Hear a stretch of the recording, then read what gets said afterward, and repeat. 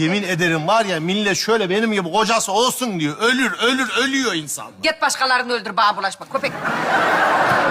Aşortmanı böyle şeye batırılmış ne o çabacı. Bu nereden çıktı?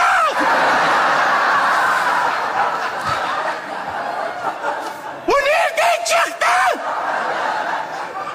Lan boşluğuma geldi ya. Ben de çok ünlü bir iş adamıyım. Benim itibarım var. Benim de param var. Nerede hani makyaj, kıyafet ne oldu? Aha allık. Allığın haberi var mı lan? Allık mallık ne burada? En güzel kadın benim karım. Evet, yes, ben kazandım. Hayati ne yapıyoruz? At mı yarıştırıyoruz? Atmayayım ben ya. Ama eyle bir kaşındım değil mi? Oo, vallahi böyle. Ne yapıyorsun?